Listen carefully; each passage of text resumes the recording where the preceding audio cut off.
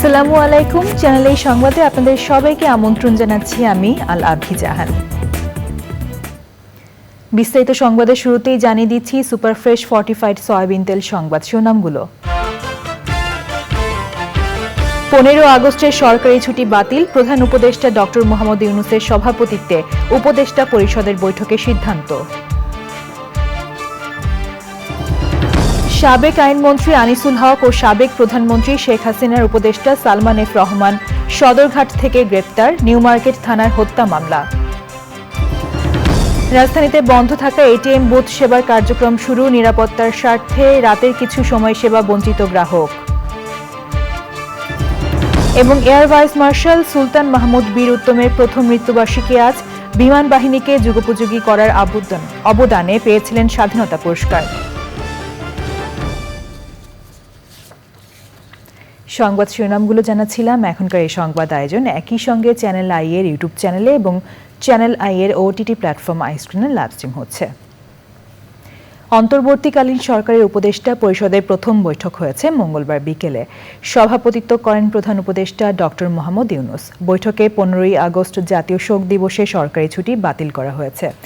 ছাত্র জনতার গণ অভ্যুত্থানে আত্ম উৎসর্গকারী শহীদদের উদ্দেশ্যে উপদেষ্টা পরিষদের বৈঠকে শোক প্রস্তাব গ্রহণ করা হয়। চকর মালিথার রিপোর্ট। প্রধান উপদেষ্টা অধ্যাপক মোহাম্মদ ইউনূসের সভাপতিত্বে অন্তর্বর্তীকালীন সরকারের উপদেষ্টা পরিষদের প্রথম বৈঠক।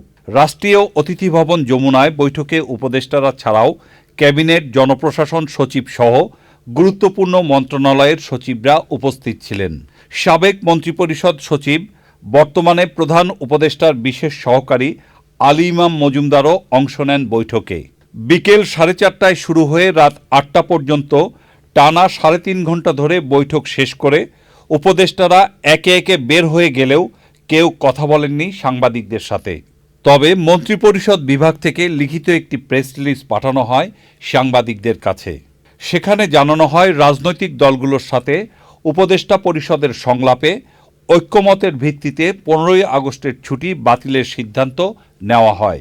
উপদেষ্টা পরিষদের বৈঠকে ছাত্র জনতার গণ অভ্যুত্থানে আত্ম উৎসর্গকারী শহীদদের উদ্দেশ্যে গ্রহণ করা হয় শোক প্রস্তাব। একই সাথে বাংলাদেশ ব্যাংকের গভর্নরের 67 বছরের বয়সসীমা বাতিল করা হয়েছে। সাম্প্রতিক অভ্যুত্থানে আহতদের চিকিৎসা ও শহীদের পরিবারের সহায়তা প্রদানে একটি কমিটি গঠনের সিদ্ধান্ত নেওয়া হয়েছে। এই কমিটি গণ অভ্যুত্থানে শহীদ ও আহত ব্যক্তিদের পরিচিতি ও পূর্ণাঙ্গ তালিকা প্রণয়ন করবে। মঙ্গলবার বিকেলে রাষ্ট্রীয় অতিথি ভবন যমুনায় প্রধান উপদেষ্টা অধ্যাপক মোহাম্মদ ইউনূস হিন্দু, বৌদ্ধ, খ্রিস্টান ঐক্য পরিষদের নেতৃবৃন্দের সাথে মত বিনিময় করেন। সংখ্যালঘু অধিকার আন্দোলনের সাধারণ শিক্ষার্থী প্রতিনিধিদের সাথেও মত বিনিময় করেন তিনি। রাতে মায়ের ডাক সংগঠনের সাথে মত বিনিময় করেন প্রধান উপদেষ্টা। চকর মালিথা, চ্যানেল আই, ঢাকা। সাবেক আইনমন্ত্রী আনিসুল হক ও সাবেক প্রধানমন্ত্রী শেখ হাসিনার বেসরকারি শিল্প ও বিনিয়োগ উপদেষ্টা সালমান এফ রহমানকে গ্রেপ্তার করেছে পুলিশ। রাজধানীর সদরঘাট এলাকা থেকে নৌপথে পালানোর সময় তাদের গ্রেপ্তার করা হয়। ঢাকা মহানগর পুলিশ জানায়, রাজধানীর নিউ মার্কেট থানার হত্যা মামলায় এই দুজনকে গ্রেপ্তার করা হয়েছে। তাদের গ্রেপ্তারের একটি ছবি সামাজিক যোগাযোগ মাধ্যমে ছড়িয়ে পড়েছে। কোটা সংস্কারের দাবিতে বৈষম্য বিরোধী ছাত্র আন্দোলনের কর্মসূচি চলাকালে 16 জুলাই রাজধানীর ঢাকা কলেজের সামনে সংঘর্ষে দুজন নিহত হন, একজন ছাত্র ও একজন হকার। এই ঘটনায় নিউ মার্কেট থানায় দুটি হত্যা মামলা দায়ের করা হয়েছে। এসব হত্যার ঘটনায় ইন্ধনদাতা হিসেবে এই দুজনকে গ্রেপ্তার করা হয়েছে। সাম্প্রতিক সময়ে কিছুটা স্থবির হয়ে পড়া এটিএম বুথ সেবা আবারও সচল হয়েছে। রাজধানীর বিভিন্ন পয়েন্টে বন্ধ থাকা বুথগুলোর অধিকাংশই মঙ্গলবার সকাল থেকে কার্যক্রম শুরু করেছে। তবে ব্যাংকের নিরাপত্তা কর্মীরা বলেছেন, আইন শৃঙ্খলা পরিস্থিতি পুরোপুরি স্বাভাবিক না হওয়া পর্যন্ত রাতের কিছু সময় সেবা বন্ধ থাকছে। বিস্তারিত তাফিমুল ইসলামের রিপোর্টে। দেশের আইনশৃঙ্খলা পরিস্থিতি অবনতির পাশাপাশি পুলিশের কর্মবিরতিতে এটিএম বুথে টাকা পাঠানো থেকে বিরত থাকে ব্যাংকগুলো। বন্ধ হয়ে যায় সারা দেশের বেশিরভাগ বুথ। পরিস্থিতি অনেকটাই উন্নতি হয় আবারও সচল হয়েছে এটিএম বুথ সেবা, চলছে স্বাভাবিক কার্যক্রম। সেবা প্রাপ্তি নিয়ে বিড়ম্বনার পর এটিএম বুথে স্বাভাবিক কার্যক্রমে খুশি গ্রাহকরা। এই তো গত সপ্তাহে একবার পেলাম আর এই যে আজকে পেলাম, রবিবারে আবার পাওয়া গেছে আর বন্ধ ছিল এর মাঝখানে। অফিসে আসার পর থেকে অফিসে টাকা তোলাই হয়, কালকে তোলা হয়েছে, এমনকি কালকের আগের দিনও তোলা হয়েছে। আর আজকে অনেক বুথে গেছে, টাকা নাই, আবার ব্যাংকে টাকা নাই, অনেক কষ্ট হয়েছে। এখন মোটামুটি সব স্বাভাবিক আর এখন সব ঠিক আছে। যেমন এই আজকে প্রায় 40,000-এর মতো তুললাম, এখন ঠিক আছে। ওই সময় অনেক কষ্ট হয়েছে। আর থ্যাঙ্কফুলি যে এই ইন্টারনেট আবার রিজিউম হয়েছে, এখন মোটামুটি আমরা ফুললি আসলে এটিএম বুথগুলো অ্যাক্সেস করতে পারছি।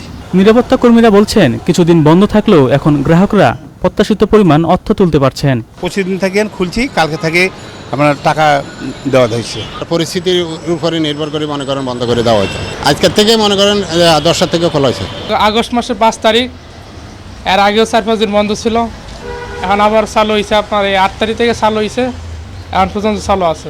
কিছু সংখ্যক এটিএম বুথ এখনও বন্ধ রয়েছে, যে কোনো সময় কার্যক্রম চালু হবে। তাফহিমুল ইসলাম, চ্যানেল আই, ঢাকা।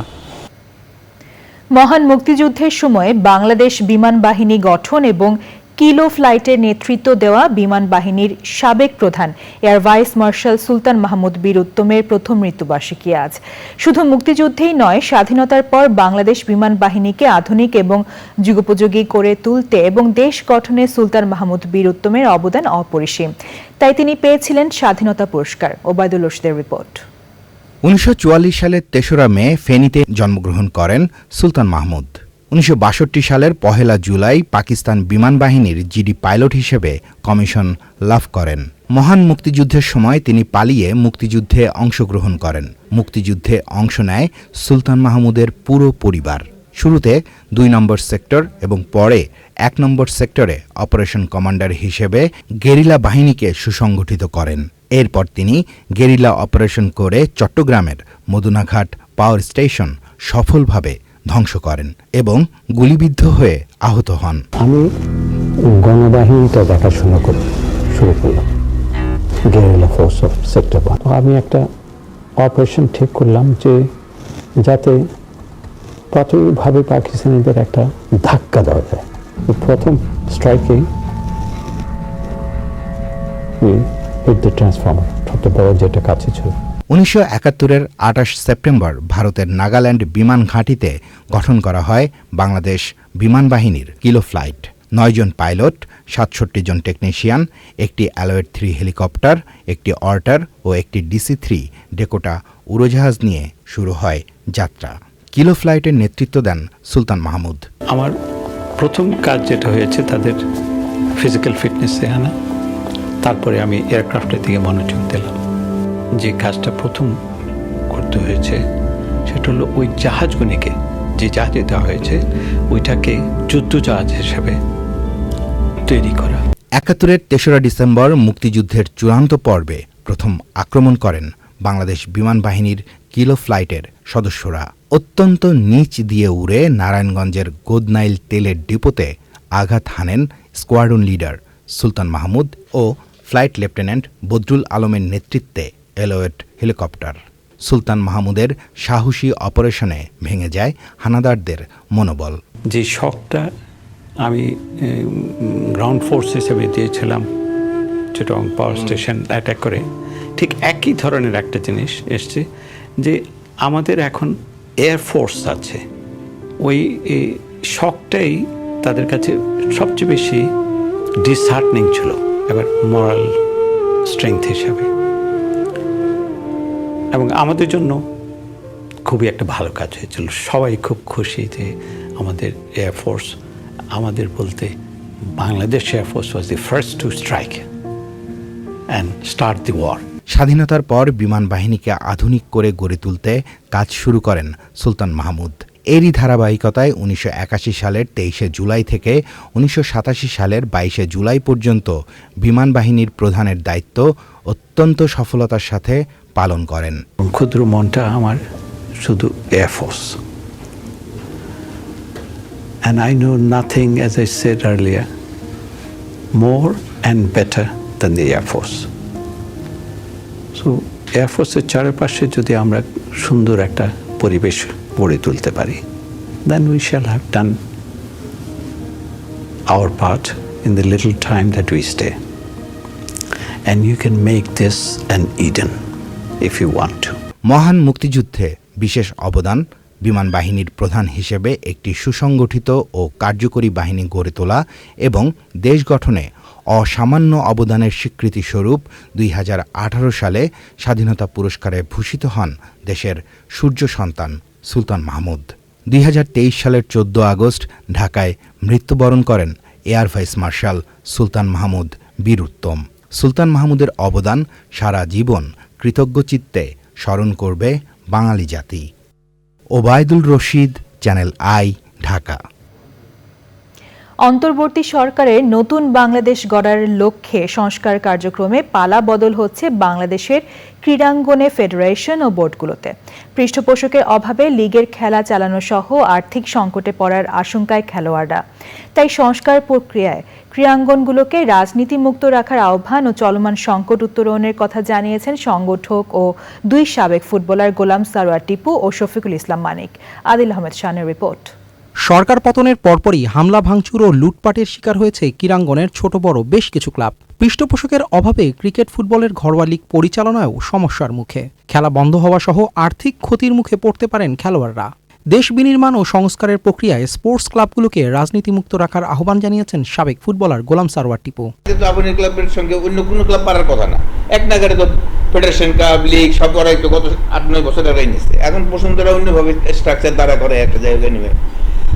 মাউন্টেনে এক সময় যখন নাকি ওই যে ফালু যখন চেয়ারম্যান, তখন এক সময় ওই সময় ক্লাব গম করতেছে। সিরিয়াসলি ব্যাপারটাকে আমার মনে হয় দেখা উচিত, নাহলে কিন্তু ফুটবলের ক্ষতিতে আমাদের স্পোর্টসেরই ক্ষতি হয়ে যাবে। এক বছর লিগ না হলে বুঝেন যে অন্তত 200 প্লেয়ার আপনি হারাই ফেললেন। ক্রীড়া সংগঠক ও পৃষ্ঠপোষকদের আস্থা ফেরাতে প্রয়োজনীয় উদ্যোগ সহ ক্রীড়া উপদেষ্টার সঙ্গে সাক্ষাৎ করে সমস্যার সমাধানের কথা জানিয়েছেন ফুটবল কোচ ও সাবেক ফুটবলার শফিকুল ইসলাম মানিক। ফেডারেশনের কর্মকর্তাদের হয়তো তারা অন্যভাবে অন্য চোখে দেখতে পারে, তাদের অনেক দিন যাবত ব্যর্থতার না দায়ভার নিয়ে চলে যেতে বলছে।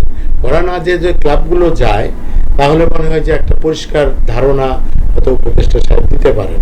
ইলেকশনটা করার পরে নতুন কমিটি যারা আসবে, এই ক্লাব অফিসিয়ালরা তো থাকবেই, তো এই ক্লাব অফিসিয়ালদের সাথে বসে নতুন অফিসিয়ালদেরকে কিছু স্যাক্রিফাইসের জায়গা হয়তো তখন চলে আসবে। ক্লাবগুলোতে নতুন করে যেন সহিংসতা না হয় সেদিকেও সবাইকে দৃষ্টি রাখার আহ্বান জানিয়েছেন সংগঠক ও সাবেকরা। আদিল আহমেদ শান, চ্যানেল আই, ঢাকা। এই পর্যায়ে নিচ্ছি বিরতির পর্যায়ে থাকছে অগ্নিসংযোগ, লুটপাট, ভাঙচুরের প্রতিবাদে আবাহনীর সাবেক বর্তমান খেলোয়াড় কর্মকর্তাদের সমাবেশ, লুণ্ঠিত স্মারক ও ট্রফি ফিরিয়ে দেওয়ার আবেদন।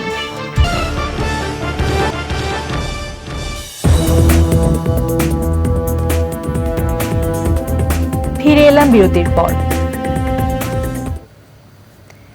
গাজায় যুদ্ধ বন্ধের বিষয়ে নতুন করে আর আলোচনা না করে যুদ্ধবিরতি বাস্তবায়ন চায় হামাস। যুক্তরাষ্ট্রের সম্প্রচার মাধ্যম CNN এর এক প্রতিবেদনে বলা হয়েছে, গাজায় যুদ্ধবিরতি নিয়ে নতুন করে আলোচনা শুরু হয়েছে, কিন্তু CNN এর দাবি সঠিক নয় বলে জানিয়েছেন হামাসের এক নেতা।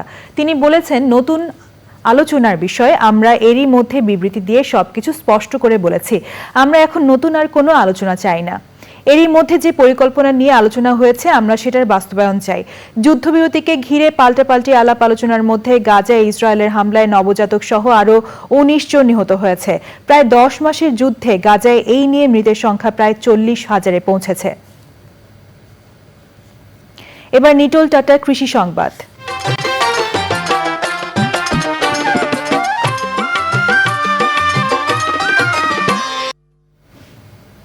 দীর্ঘ খরা কাটিয়ে কয়েকদিনের বৃষ্টিতে জমিতে পানি জমায় গাইবান্ধা জেলা জুড়ে আমন চাষে নেমেছেন কৃষক।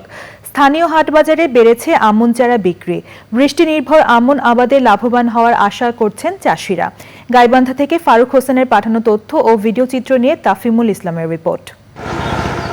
মৌসুম শুরু হলেও দীর্ঘ খরায় পানির অভাবে জমিতে আমন ধানের চারা লাগাতে পারছিলেন না কৃষক। কয়েকদিন ধরে টানা বৃষ্টি হওয়ায় জেলার সর্বত্রই রোপা আমন ধানের চাষ শুরু হয়েছে। আমন চারা রোপণের শেষ সময় 15 সেপ্টেম্বর পর্যন্ত।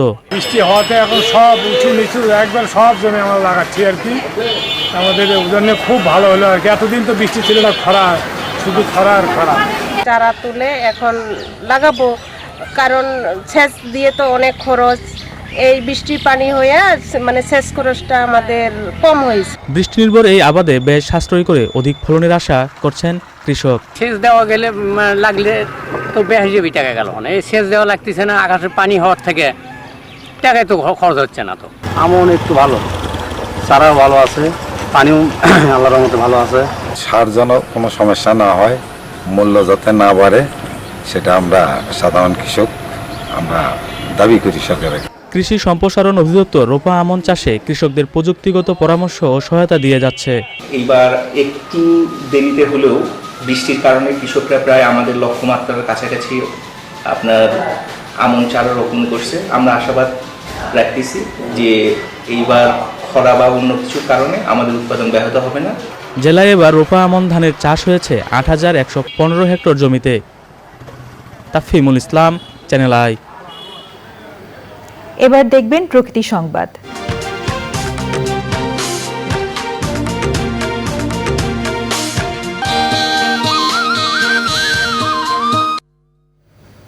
ফুল ফল সহ বিভিন্ন গাছের সমাহারে শরীয়তপুর পানি উন্নয়ন বোর্ড কার্যালয়ে গড়ে উঠেছে ছায়া সুনিবিড় প্রকৃতি ও পরিবেশ।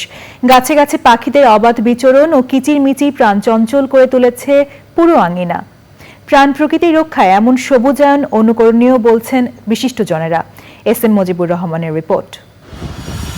সুন্দর প্রকৃতি ও পরিবেশ গড়ে তুলতে 2021 সাল থেকে কার্যালয়ের আঙিনায় নানান জাতের বৃক্ষরোপণ করে আসছে শরীয়তপুর পানি উন্নয়ন বোর্ড।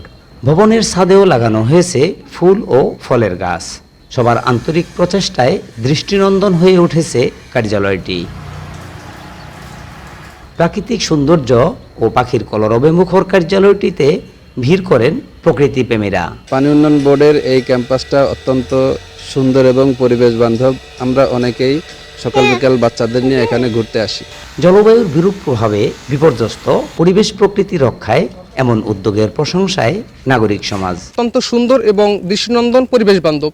আমাদের একটাই প্রত্যাশা, আমরা অধিক পরিমাণ গাছপালা রোপণ করব এবং পরিবেশ দূষণ রোধ করব। বৈশ্বিক উষ্ণায়ন রোধে বৃক্ষরোপণ অপরিহার্য। আমরা যত বেশি সবুজায়ন করব, আমাদের এই পৃথিবীটা তত আমাদের জন্য বাসযোগ্য হবে। সবুজায়নের এই উদ্যোগ অব্যাহত রাখার কথা জানালেন কর্তৃপক্ষ।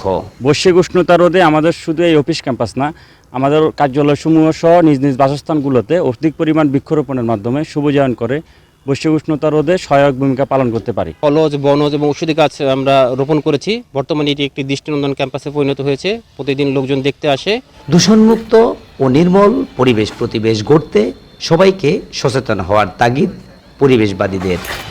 শরীয়তপুর থেকে S M Mujibur Rahman, channel I. এবার খেলার খবর।